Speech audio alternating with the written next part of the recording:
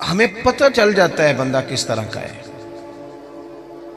وہ الگ بات ہے کہ ہماری طبیعت کے ساتھ وہ میچ نہ کرے تو ہم مخالف ہے، میچ کر جائے تو ہم اس سے پیار کرنے لگ جاتے ہیں، لیکن ہمیں پتہ چل جاتا ہے کہ بندہ کس طرح کا ہے، بندہ ٹھیک ہے کہ بندہ غلط ہے، بندہ ایک نمبر ہے کہ جی، ہمیں پتہ چل جاتا ہے.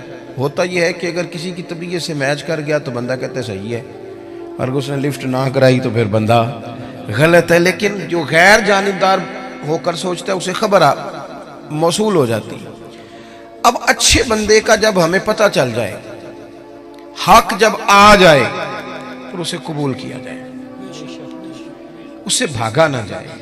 یہ کہہ کہ بندہ بھی ٹھیک ہے، بات بھی ٹھیک کرتا ہے تو پھر آپ مان لیں، ساتھ چلیں، کہتے نہیں وہ نہیں ہم نے کرنا، تو یہ کمزوری ہے. قرآن مجید نے ہمیں کہا یا ایھا الذین آمنوا اتقوا اللہ وکونوا مع الصادقین، اے ایمان والو تم اللہ سے ڈرو اور سچے لوگوں کی سنگت اختیار کرو. آپ تجربہ کر لیں، آپ کسی وڈیرے اور دنیا دار کے پاس اٹھے بیٹھیں، آپ کا مزاج بن جائے گا، آپ کا دولت کمانے کو دل کرے گا، آپ کے بچے فوٹو اتاریں گے. میں تو بہت بڑے بڑے پیروں کے گھروں میں بھی اپنے بچوں کو لے کے نہیں جاتا، اس لیے کہ وہ بہت بڑا گیٹ اور بہت بڑا ہال اور بہت بڑی چیزیں دیکھیں گے تو وہ چیزوں کا مطالبہ کریں گے. آپ کسی شخص کے پاس بھی آتے جاتے ہیں، اس کی باتیں آپ پر اثر کرنے لگ جاتی ہیں. آپ تھوڑی دیر کے لیے آپ کے دماغ پر وہ بندہ دستک ضرور دیتا ہے، وقتی طور پر اثر ضرور ہوتا ہے، بعد میں اس کا اثر رہے نہ رہے. اور پھر ایک اور بات، اگر آپ نے کسی صحیح آدمی سے کوئی صحیح بات سنی ہوئی ہے تو جس عنوان پر وہ بات آپ نے سنی ہوتی ہے نا، وہ جب آپ کے سامنے وہ چیز آتی ہے تو ایک دفعہ ذہن پہ دستک ہوتی ہے، یار میں نے یہ سنا ہوا ہے، میں نے یہ بات سنی ہوئی ہے. تو اچھے لوگوں کے پاس اٹھے بیٹھیں، اچھے لوگوں کی سنگت اختیار کریں. نبی پاک صلی اللہ علیہ وسلم نے فرمایا تھا صحبت اختیار کرنا تب بھی نیک آدمی کی، یعنی جا کے بیٹھنا تو پھر بھی نیک آدمی کے پاس، اور فرمایا دعوت پکانا تو پھر بھی نیک آدمی کی. یہ مسند امام احمد بن حنبل میں موجود ہے. مہربانی کریں جی، ہو گئے پیسے، اللہ خوش رکھے، تسی کھلارو گے پھر کٹھے کریں گے، ایڈا سیاپا کون کرے. آپ بیٹھ جائیں جی، بیٹھ جائیں، پیسوں کی ضرورت نہیں جی، آپ کی مہربانی. ہم تو سادات کے پاس آئے برکت لینے کے نوٹ لینے آئے ہیں، کمال ہو گئی آپ. تو یہ نوٹوں کا مسئلہ دیکھ کے بھی ہمارے بچے کہتے ہیں مدرس نہیں بننا، خطیب ہی بننا ہے، مدرس سے سٹتا کوئی نہیں. ہاں صحیح کہہ رہا ہوں آپ کو. پھر وہ کہتے ہیں واعظ بنتے ہیں تاکہ نوٹ تو گریں گے. مہربانی کریں، آپ بات سنیں، اللہ آپ کو جزائے خیر دے. ویسے بندہ سکھی ہوتا ہے جو اپنی بال کے سیکنی شروع کر دے. آپ مہربانی کریں، ہماری بات سنیں، اللہ آپ کو خوش رکھے. اب نہ اٹھے کوئی صاحب بھی، کچھ بندے بزدل بھی ہوندے نے، کوئی بندہ دھیان لائے تو انہوں نے تقریر بھی بھول سکتی ہے. آپ مہربانی کریں، سنیں. عزیز بھائی،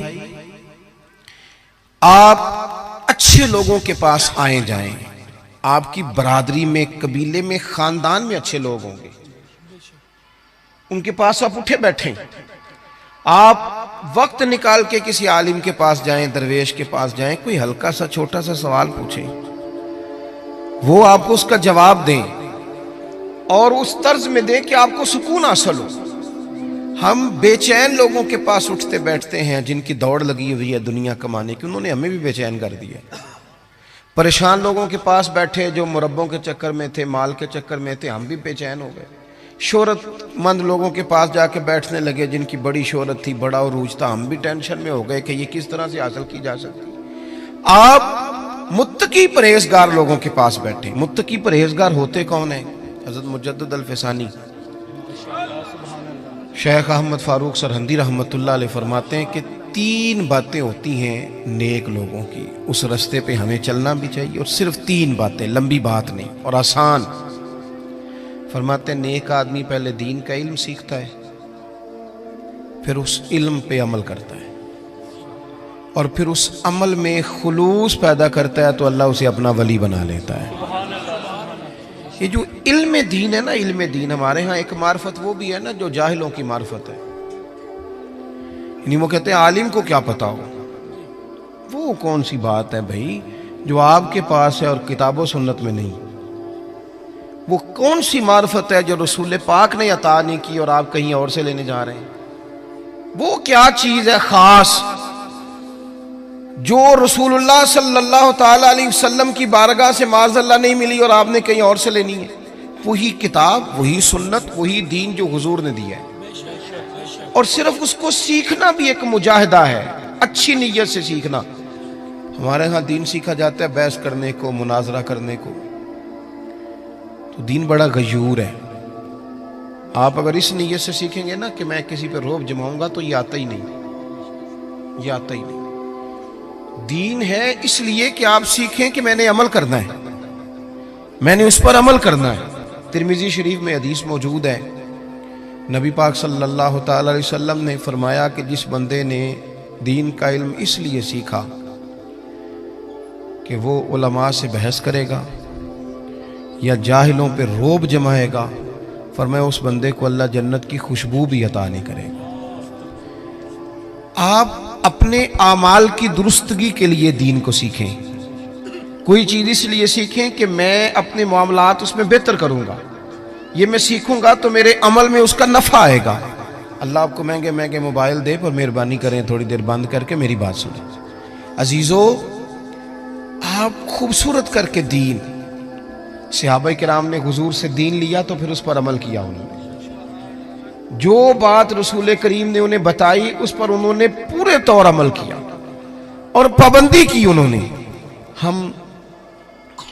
میں کیسے عرض کروں کہ جو فیشن رات کو انگریز نے لانچ کیا تھا ٹی وی پر، وہ تو سویرے سارے بچوں بچیوں نے اپنا لیا، اور جو اس طریقہ میرے رسول پاک نے دیا تھا، وہ لوگ کہنے لگے جی میں نیک ہو کے کروں گا، پورا پرہیزگار ہو جاؤں تو میں کروں گا۔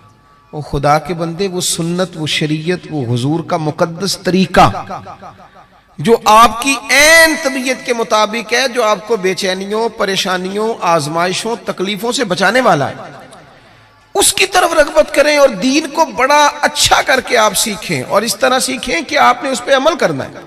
دیکھیں، ایک بات آپ کی خدمت میں عرض کرتا ہوں، ایک ہے کہ آپ نے کئی مہینے لگا کے چلہ کیا، ہمارے ہاں چلہ شروع بھی 41 دن سے ہوتا ہے، چھوٹا ہے بھی کوئی نہیں۔ اور داتا گنج بخش علی اجویری کشف المعجوب میں یہ فرماتے ہیں کہ بڑے چلے، بڑے مجاہدے لوگوں نے پوچھے، ہم نے بتائے، لیکن فرمایا سب سے بڑا مجاہدہ یہ ہے کہ جس چیز کا تجھے پتہ ہے تو اس پر عمل کر، یہ مجاہدہ ہے۔ اور داتا صاحب لکھتے ہیں آج سے 1000 سال قبل تقریباً، فرماتے ہیں لوگوں سے کہو نا آگ پہ چل لو، چلہ کرنا ہے تو چل لیتے ہیں، لیکن اپنے علم پر عمل نہیں کرتے۔ جو ضروری کام ہے وہ تو یہ ہے، آپ دین کو سیکھیں گے عمل کی نیت سے۔ حضرت امام ابو مالک رحمت اللہ علیہ کے ایک شاگرد تھے، کبھی 15 دنوں کے بعد آتے تھے سبق پڑھنے، اور کبھی 1 مہینے کے بعد آتے، کبھی 2 مہینے کے بعد آتے شاگرد صاحب۔ اچھا، ہم نے قانون لکھ کے لگایا ہوا اداروں میں کہ جو 3 چھٹیاں کرے گا بغیر بتائے اس کا نام خارج۔ تو ایک شاگرد مہینے بعد آتا ہے، اور پھر یہ جو شاگرد ہوتے ہیں، مرید ہوتے ہیں، ان کا آپس میں بھی مقابلہ چلتا ہے۔ توجہ ہے نا میری بات پر؟ انہوں نے کہا جناب ہم آدھا گھنٹہ لیٹ ہو جائیں تو استاد جی ناراض ہو جاتے ہیں، اور یہ 15 دن آتا ہی نہیں، یہ کوئی زیادہ لاڈلا ہے۔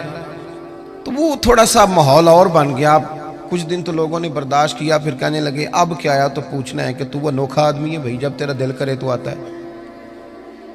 وہ آ گئے شاگرد تعلیم حاصل کرنے، اور وہ آئے تو ان کا طریقہ یہ ہوتا تھا کہ وہ آ کے امام صاحب سے کہتے تھے مجھے نا 3 حدیثیں پڑھا دیں۔ توجہ ہے نا میری بات پر؟ 3 حدیثیں پڑھائیں۔ امام صاحب 3 حدیث روایت کر دیتے، وہ سنتے اور چلے جاتے۔ اس دن ان کے باقی کلاس فیلو جو تھے انہوں نے روک لیا، انہوں نے کہا یار ایک بات تو بتا، پہلے تو تیرا آنے کا انداز انوکھا ہے، کبھی 15 دن کے بعد آتا ہے، کبھی مہینے کے بعد آتا ہے، اور پھر تو اتنا عجیب شاگرد ہے کہ تو استادوں کو پابند کرتا ہے 3 حدیثیں پڑھانا، ان کا دل کرے 2 پڑھائیں، دل کرے تو 6 پڑھائیں، تو کس طرح کا آدمی ہے؟ تشریف رکھے جی، بیٹھ جائیں، اللہ جزائے خیر۔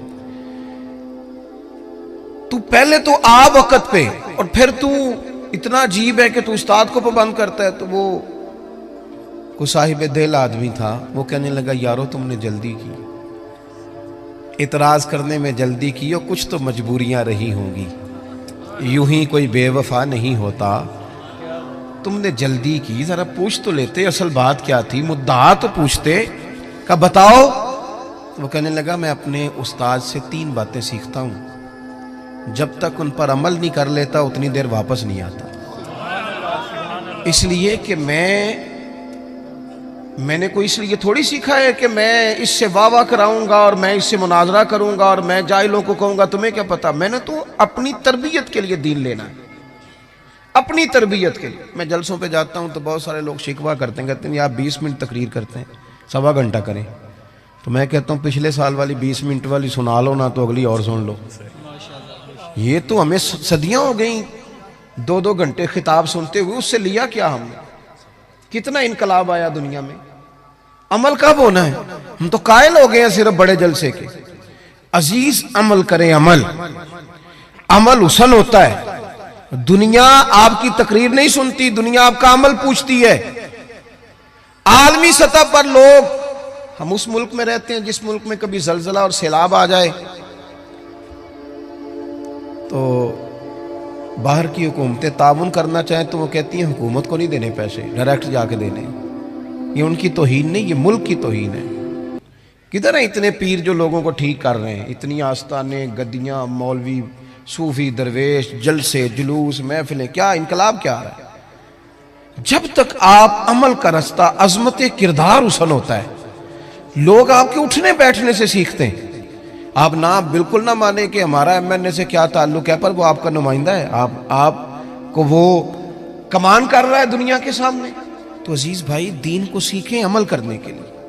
عمل جب آپ کرتے ہیں تو پھر آپ کو بھی قرار نصیب ہوتا ہے. اور اعلیٰ حضرت بریلوی رحمۃ اللہ علیہ ایک مقام پہ یہ بھی فرماتے ہیں کہ عمل کرنے والا سکون میں ہوتا ہے, بے عمل بندہ بے چین ہوتا ہے. جو کسی شے پہ عمل کر لیتا ہے نا, اسے ٹھنڈک ہو جاتی ہے.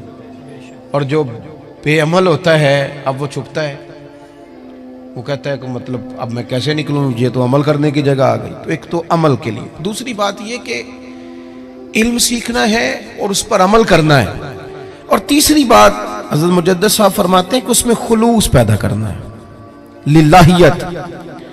آپ اگر زندگی میں بندے راضی کرنے کے لیے نکلیں گے تو سوال ہی پیدا نہیں ہوتا آپ خوش ہو سکیں لوگ آپ سے. کیوں کہ مولا علی شیر خدا کرم اللہ تعالی وجہ الکریم فرماتے ہیں میں نے لوگوں کو اس طرح پایا ہے جس طرح نفس کی شرارتیں ہوتی ہیں.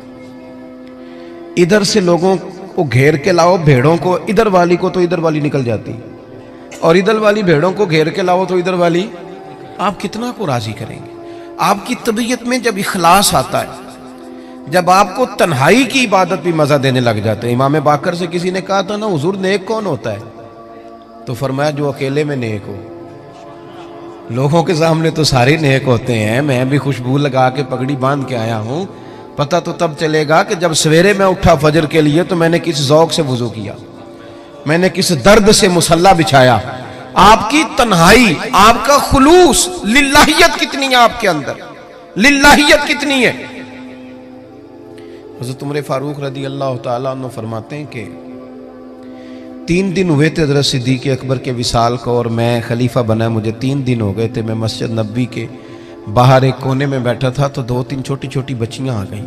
مطلب سوال ہی نہیں پیدا ہوتا, میں خطیب ہوں مسجد کا, تو کوئی بندہ مجھے کہے کہ جناب مولوی صاحب یہ ذرا چارے والی گٹھڑی ہے تو میرے سر پہ رکھا دو. تو اس کی جرت ہے وہ کہے پتہ نہیں میں پیر صاحب ہوں, اتنی طاقت تیری, تو نے مجھے ہی کہہ دی ہے.